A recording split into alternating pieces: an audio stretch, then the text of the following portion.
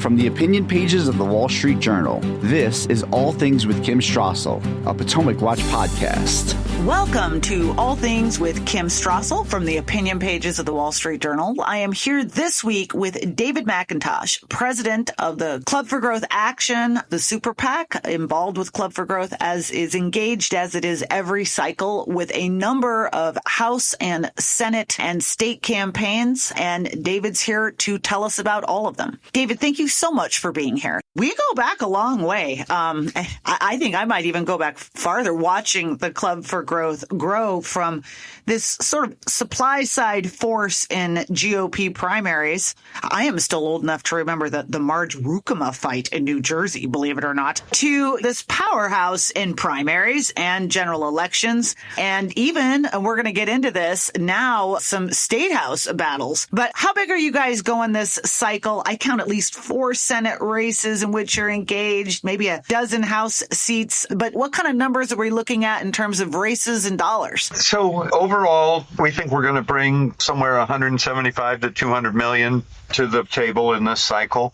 As you know, Kim, we get engaged in primaries. So we've already been doing a lot of races there in the House and the Senate, one very important governor's race in West Virginia. And as you mentioned, some really high-profile school freedom races at the state legislative level. But the core still is that federal PAC and super PAC to help elect free market conservative senators and House members. We do have, it'll end up being about 6 Senate races that we've been participating in, but the key ones in the primary was Jim Banks, which turned out to be the primary where we won without firing any shots. Your home state, Indiana? My home state, yeah, and Jim Banks is going to be a great senator there. We helped Bernie Moreno win his primary in Ohio, and now we're helping him in the Senate race against Sherrod Brown. Ted Cruz in Texas is somebody the club's always supported, and once again are going to be up there as one of the super PACs helping him. But a couple of the aggressive contested races are coming up as well. Sam Brown in Nevada and Kerry Lake in Arizona. Kerry Lake is today, indeed, right? The primary. Yes, and we've spent most of the money there actually teeing up for the general race against very far left Gallego, her opponent then. I think she'll win handily the primary today. And then the same in the House races. Nancy Mace got challenged down in South Carolina, and we helped her. Next Tuesday, I want to be careful because predicting these things you can get into trouble, but I think Bob Onder in Missouri is going to be a great new free market conservative congressman. We knew him because he was a member of our fellowship. It's a non-political program that we do to teach economics to rising leaders around the country. And Bob was one of the participants in that. We got to know him, and then when he decided to run for Congress, the PACs at the club are supporting him there. Yeah, I want to jump into some more of these races. Before we even get there, I have one question, though. We're having a lot of conversation about this change at the top of the ticket. Obviously, Joe Biden deciding he's not going to run for re-election again, and Kamala Harris essentially being coronated as his replacement. I know that you guys don't play it in the presidential level, but what changes does that mean for down ballot candidates? What are you seeing? The fact that she's now there and he's not, does it make it harder, easier? How much is it having to change message? What does it mean for the down ballot races you care about? Yeah, I think that's a crucial question. And by the way, Kim, we are going to be involved in the presidential, particularly where there's overlap in these states. Yep. But rather than spending a lot of money on TV ads, because those are covered by the candidate and the super PAC, we're going to focus our effort on voter turnout and creating enthusiasm there. And that's the big factor that I see has changed when the Democrats switched from Biden to Harris. The enthusiasm was high on the Republican side. Trump won the debate against Biden, the assassination attempt, and his very strong response there right on stage. Republicans were of all stripes, ready to go, ready to support him, ready to support the ticket down ballot. And Democrats were kind of disheartened that they had Joe Biden at the top, who clearly was not effective and had problems, let alone the record of his whole administration. Now with Kamala, new person, there's more interest. Okay, maybe we have a better shot of winning. And you're seeing a lot of enthusiasm come up from their voter base. But for her to win, she has to pivot from her dramatically far left progressive record on issue after issue. She wanted to ban fracking. That'll hurt her in Pennsylvania. She wants to abolish ICE, make the border wide open. By the way, what I tell people, if you want to know what Kamala is like as president, look at her record on the border and those issues.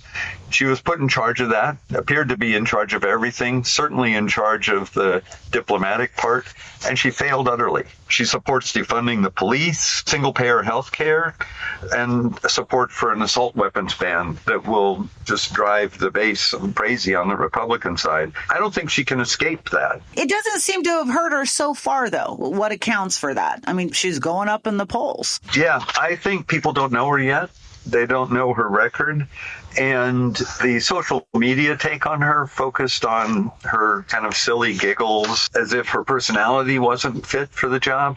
I think when Republicans start focusing on the contrast in her record, that she'll have to defend all of the Biden record on spending that gave us inflation, the record at her own promotion of defunding the police on terrible results on crime. And it's pretty clear to me now that she's avoiding that exposure, just sort of letting the honeymoon effect occur without having to actually go before the voters. At some point, she's going to have to do that. Can she afford to pivot, though, and then maintain that liberal enthusiasm you were talking about? No, I think she ends up being the John Kerry of this election if she does that. I was for it before I was against it. And that just turns everybody off because they don't trust you. They don't know where you're going to come out on things in the future. Okay, we're going to take a break here. Hold on, and we'll be back with more soon with David McIntosh with the Club for Growth.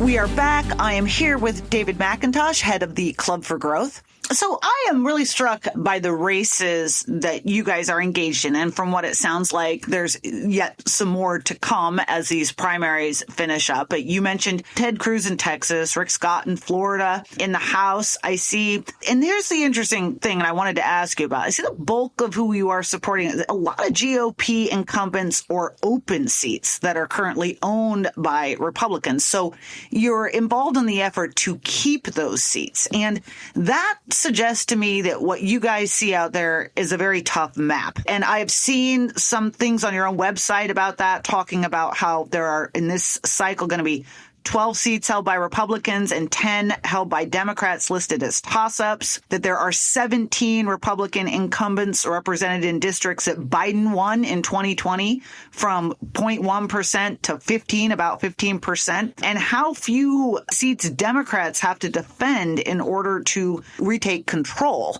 So it sounds to me as though this is kind of like one of these races is like you got to digging in to maintain rather than a target-rich pickup opportunity. Is that correct? It ends up being actually a little bit, probably 60-40 for us on pickups. We've got Scott Baugh in California to pick up the Orange County seat down in Newport Beach. We've got the Ohio seat with Marin, where last year we didn't have a great Republican candidate. This year we do, in Marcy Kaptur's seat. Yvette Harrell in New Mexico will be supporting. Tom Barrett in Michigan, I think that is a defense one. And then we do have a couple defensive ones. David Schweikert in Arizona is somebody that is great on our issues, does a tremendous job in the Ways and Means Committee on tax legislation, and he's in a slightly Democratic seat, so we want to be there to support him, make sure he wins. Scott Perry in Pennsylvania. So it's a mix of both, but you're right. What we've focused on is the House seats where there's a great economic conservative running, and it'll make the difference between whether the House majority expands or if the Democrats are able to capture the seat. How do you view that candidate quality this time around? I mean, this is the perpetual story of the Republican Party, is that they get to the general election and they don't necessarily always have the best candidates. How do you rate that effort this year by comparison to previous years? I think we've done a great job of recruiting good candidates. All of those folks that I mentioned are going to be very strong. They're able to raise money. They're able to solidify the conservative base, but also reach out to independent voters. And, you've seen the Republican majority get into fights over the last 18 months. I think Speaker Johnson's now been able to really bring everyone together to say the most important thing right now is that we expand this majority so we can actually get the bills done that President Trump wants us to pass. And they've recruited well. We had a few primaries where a different group, an AOA group, spent money because they didn't like the conservatives that we had picked. But for the most part, we all agreed, let's focus on the general election because expanding that majority is key to any kind of success next year in passing tax cuts and passing reg reform, the whole agenda. And as you know, the Senate map is much better for Republicans, where we're already, if you count West Virginia with Jim Justice, we're at 50. Ohio, Montana, Arizona, Nevada, all of those are definite places we have a shot at. Pennsylvania, I was having lunch with a friend on the Democrat side. He thinks if they don't pick Shapiro as VP, the Democrats will be depressed there, and Dave McCormick will have a good shot of winning, which was good news for me. And so I think you're going to see a lot of activity in the Senate. And again, Club isn't behind every Republican, sure, but we get behind it. The board approves the spending, and the donors help us be able to fund the race on the ones who are really good on taxes, regulation, and the economic spending issues. Well, let me talk to you about that a little bit. I'm actually really curious for your views because, look, I know there's been some bumps in the past between Club and Donald Trump. And I believe that, though, he was at an event of yours this spring and he said that the love is all back. So apparently it's the love still flowing. It definitely is. I was riding on the plane with him this last weekend when we went up to Minnesota and we were at the Bitcoin conference. Club is a huge supporter of deregulation of Bitcoin and crypto so that innovative technology can produce growth in the economy here in the U.S. And he is too. But we're definitely aligned and supportive. There's still issues that we end up not agreeing on. We're very much free trade oriented. We think tariffs are taxes on the American people and can hurt American businesses as their supply routes get interrupted and taxed. But on most of the big issues of tax cuts, extending the Trump tax cuts, deregulation, which he's all with us on that, and I think now even cutting back on the spending. In his first term, I don't know if he said this, but I sort of interpreted it as with next to zero interest rates, go ahead and borrow, right? But we don't see that now, and we're seeing the excessive spending cause inflation that is causing the Fed to have to raise the interest rates. So I think he will now be on the side of watching the spending, making sure we don't have the runaway spending that we've seen. Well, we can hope. And this is kind of what I wanted to ask you about, which is, when you look out there, though, I know you're focused right now on this election and this cycle, but we just had Trump's pick of J.D. Vance. Some of that controversy you also were referencing in the House this last year prior to Speaker Johnson coming on board. This has been about some real fractures in the party, and a lot of people right now talking about J.D. Vance as the future of the party, and it's a much more populist vision than you or I think, are kind of committed to. I mean, you're a former Reagan staffer, for goodness sake. But, we're talking about a vice presidential candidate who's been very skeptical of any welfare reform, talked positively about industrial policy. How concerned are you about the party in coming years losing its focus on the free market policies that have made it so successful? I do believe we're going to have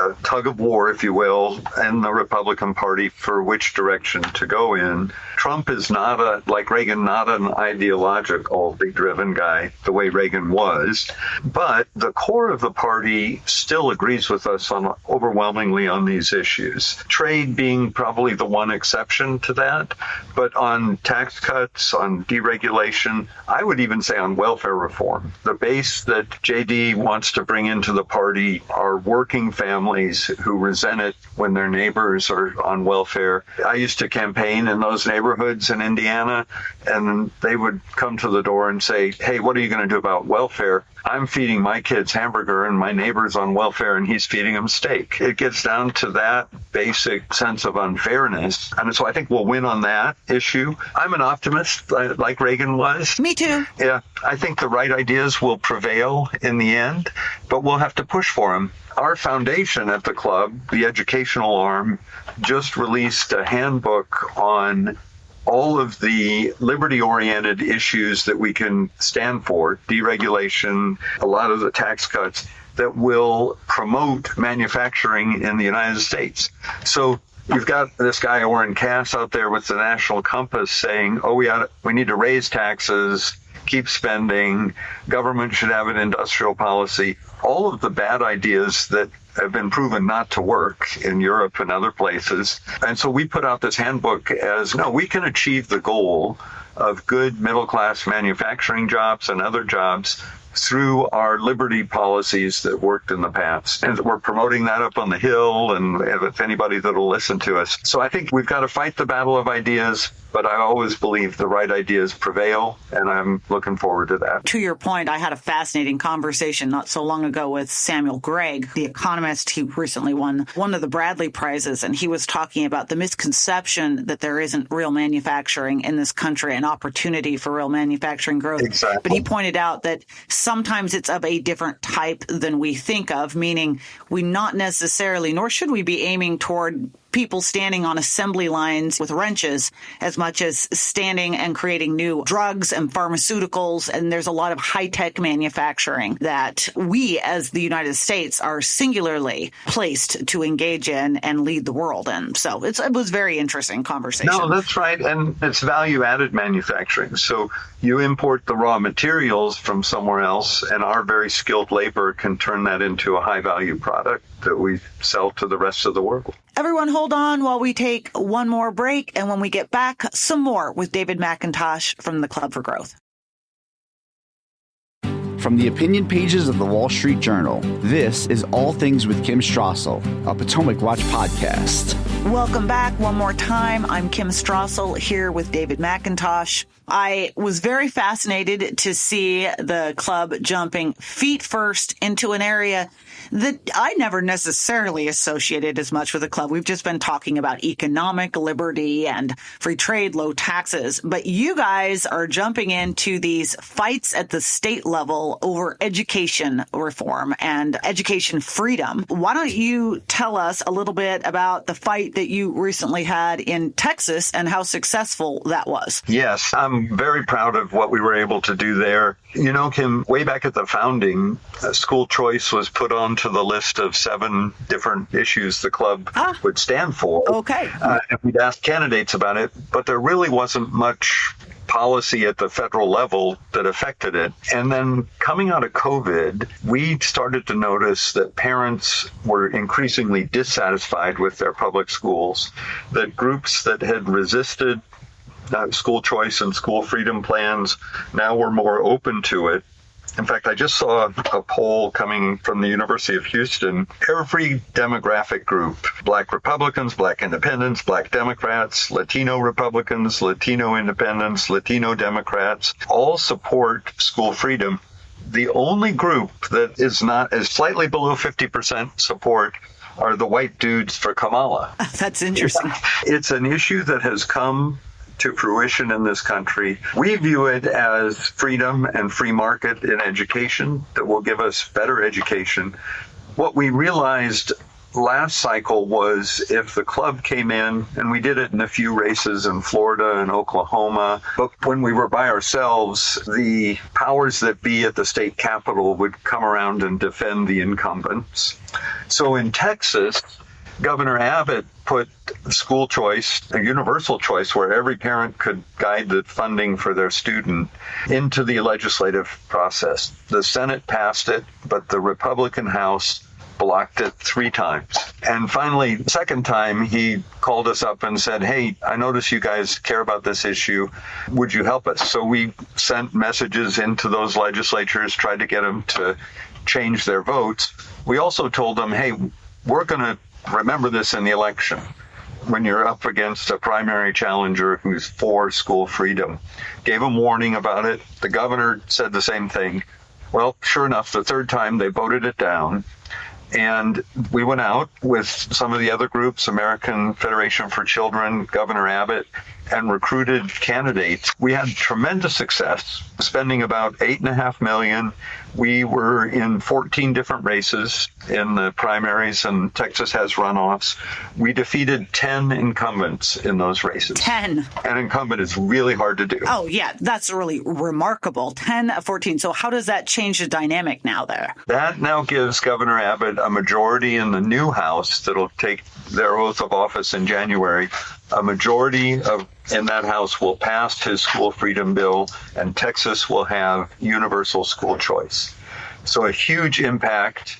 We've also been talking to governors around the country saying, if you want to do this, we're going to be there, because this is one of the key issues Club's going to get behind in the coming elections. And Tennessee soon, right? Yep. Governor Lee and I got together for dinner. He told me it's his top priority. An interesting story there. The recalcitrant Republicans had promised they would vote for the bill until after the filing deadline, when nobody could run against them, and then they flipped their votes, and one of them voted no on it. Yeah, classic terrible politicians. But we basically said, what are the open races? One guy who voted no in the House is trying to run for the Senate. We're going to block that.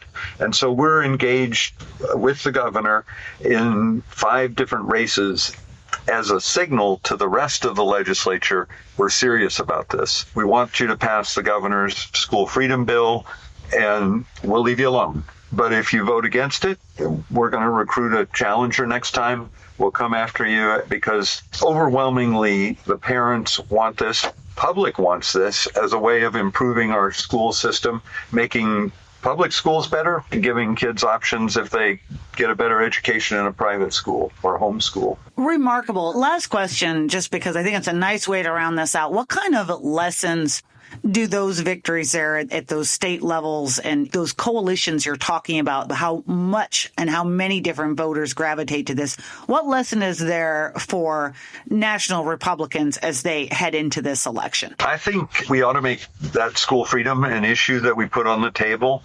We've worked with some of the members in the House to take some of the federal spending and turn it into a scholarship type program that parents could have control. As you know, federal spending is just a smaller percentage of the overall education budget, but it's an issue that is a winning issue with the public. We've polled it with suburban voters, which in the 20 and 22 election were the voters that Republicans had trouble with. We won them in the past, but they weren't happy with the way the party had been. But that issue lets those suburban voters come back to the Republican Party because they care deeply about their children and their children having a great education. David McIntosh, we thank you so much for taking the time to give us this update from the ground down there in the trenches, and I hope we'll have an opportunity to round back with you sometime soon. I would love to do that, Kim. I appreciate your reporting and giving me a chance to tell our story. Politicians always say, the next election's the most important one. And for them it is, because they get to keep their job or not. But I do believe for the country, we're at one of those inflection points of which direction are we going to go? And the contrast couldn't be greater. There's basically progressive socialism on the Democrat Party and back to freedom, limited government on the Republican side, with a history of success that everybody agrees. Says a guy who's been fighting for limited government and freedom for a long time. Thank you again. Thanks for coming on. Thank you. Great to talk to you. I want to thank all the listeners to this week's edition of All Things with Kim Strassel. By the way, if you like some of the things we're doing here on this podcast, I also now have a weekly newsletter, All Things with Kim Strassel. You can subscribe to that and get it in your inbox by going to our website. And of course, we would love it if you hit the subscribe button on your favorite podcast outlet for this show.